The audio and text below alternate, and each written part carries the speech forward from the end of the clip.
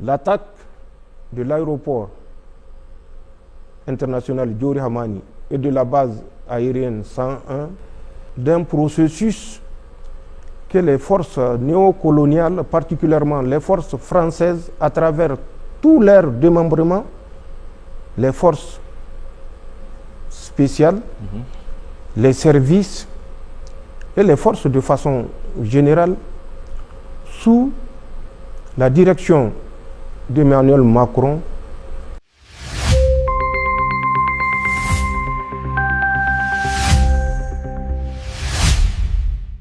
Le Sahel est-il devenu le terrain de jeu de puissances obscures?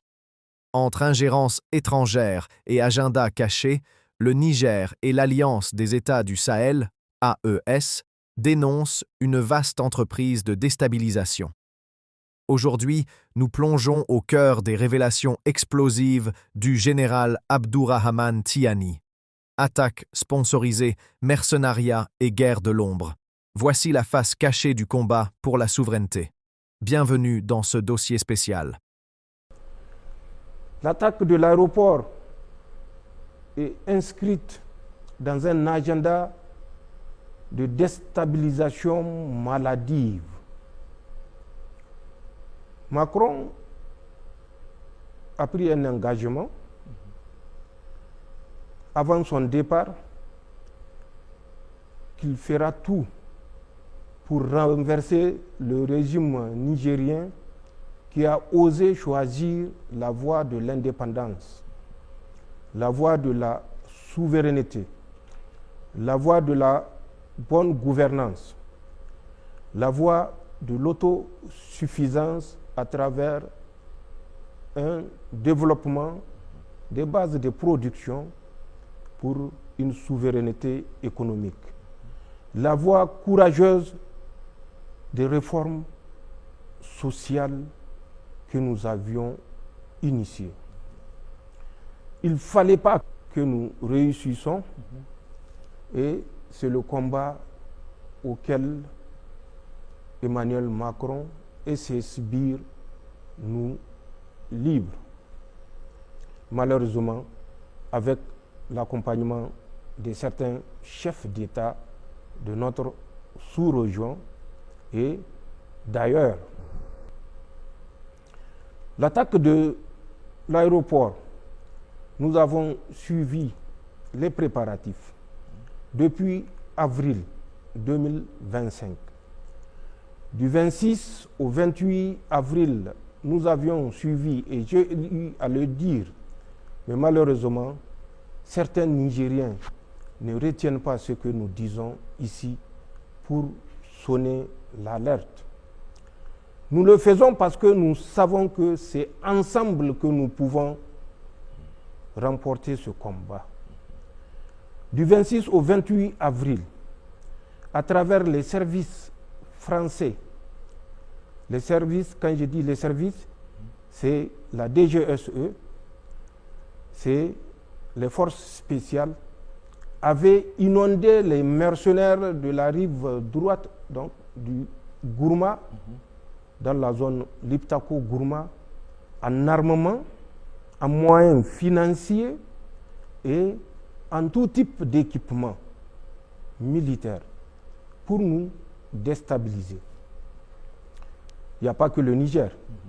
Le Mali était dans le viseur. Le Burkina Faso était dans le viseur.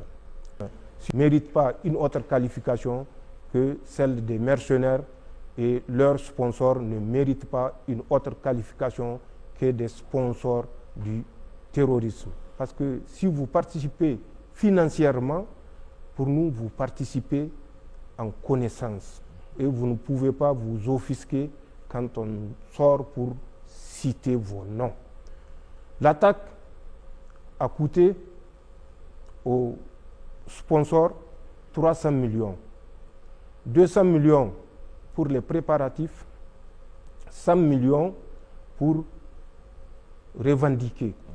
L'attaque de l'aéroport international Diori Hamani devait être suivie, si elle avait réussi, de cette autre attaque qui ont été planifiées toujours par les forces françaises et les services spéciaux français. Et quand je dis services spéciaux français, vous savez de qui je parle, c'est la DGSE et leurs agents qui sont à côté au Bénin et qui sont en Côte d'Ivoire également.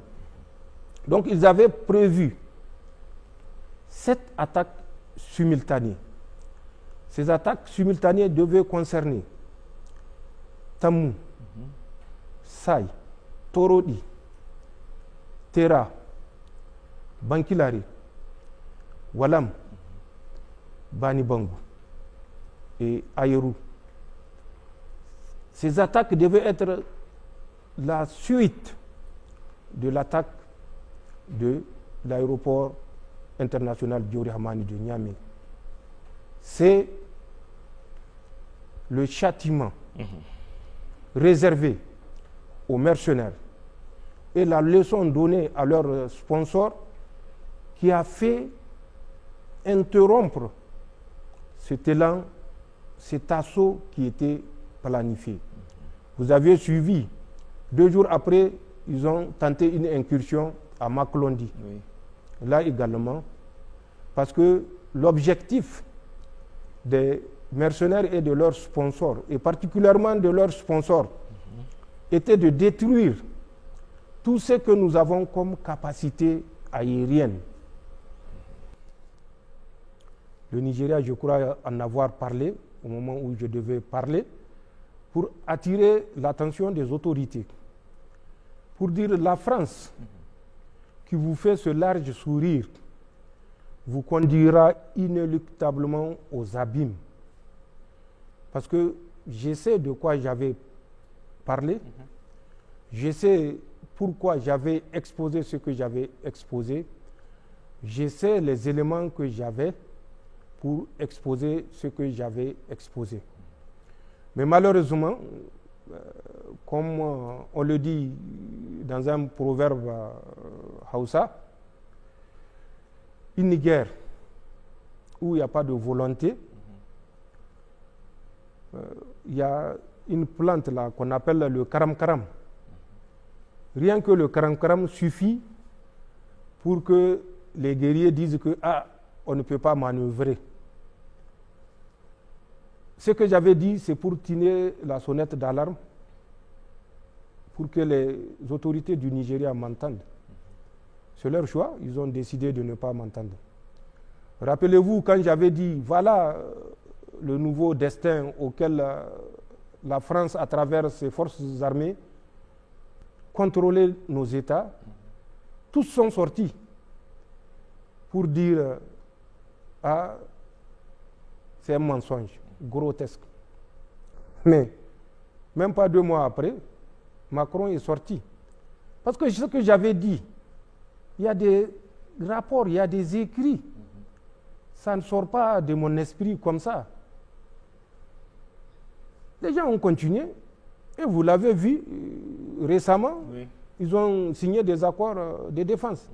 Je les avais alertés pour leur dire, la France veut s'installer avec ce qu'eux, ils ont appelé le Africom de la France, comme ce que les Américains ont fait.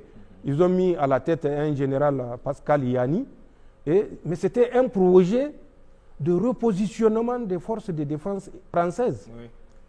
Ce n'est rien d'autre que ça. Ils n'ont pas cru, ils ont signé un accord pour dire qu'ils vont ouvrir une école de langue. Fils bilillah. Comment la France va venir ouvrir une école de langue à Abuja?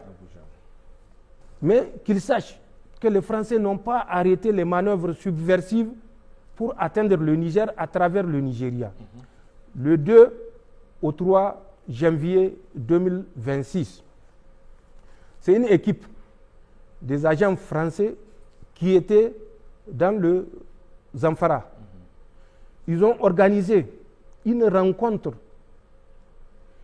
dans une forêt qu'on appelle Rugu-Rugu.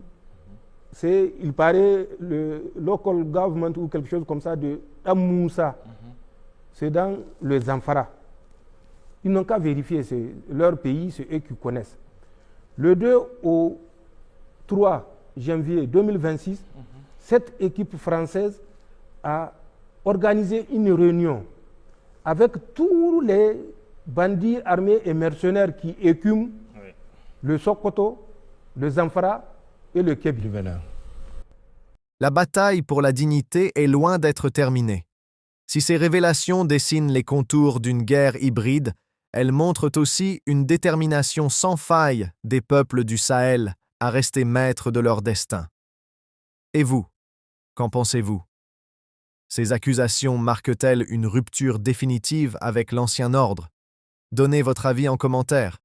N'oubliez pas de vous abonner pour ne rien manquer de l'actualité souveraine du Sahel. À bientôt.